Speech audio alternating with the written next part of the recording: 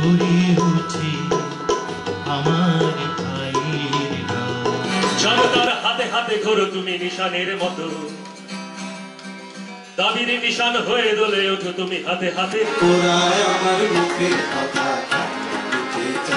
ওরা কথায় কথায়, ওরা কথায় কথায় শিকল পরায় আমার ও আমার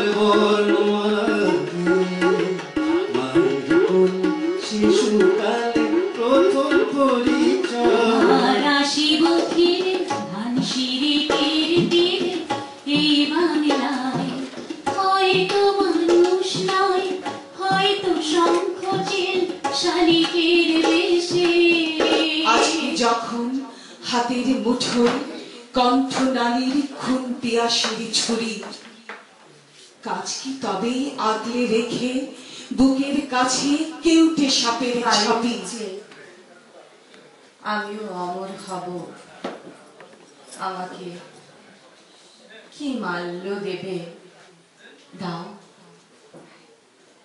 এ নাও আমার যৌতুক, এক বুক রক্তের। সেবার লন্ডনে এক জাপানি শিল্পপতিকে বিদেশের মাটিতে দাঁড়িয়ে তার মাতৃভাষা জাপানিতে অন্যদের সঙ্গে যখন অনর্গল কথা বলতে দেখছিলাম, তখন আমার বুকের ভিতর কেমন যেন একটা কষ্ট হচ্ছিল।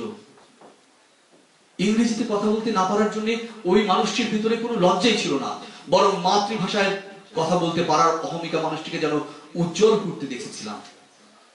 আমার ভিতরে সে অভিজ্ঞতার যন্ত্রণা একটা কান্না হয়ে গুমরে গুমরে গড়ে উঠেছিল।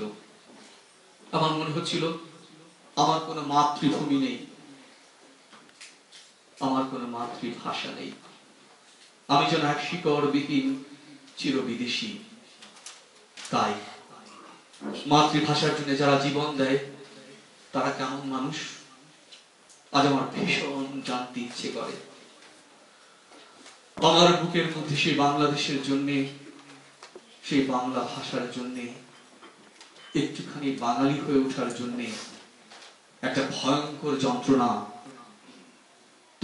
আমার কটি ভাই রক্তাক্ত শরীরে শুয়ে আছে, মাধুরী জলে ভেজা কবিতায় আছো সোহরাওয়ার দেশের বাংলায়, ভাসানির শেষ ইচ্ছায় তুমি বঙ্গবন্ধুর রক্তে আগুন জ্বালা জ্বালাময়ী।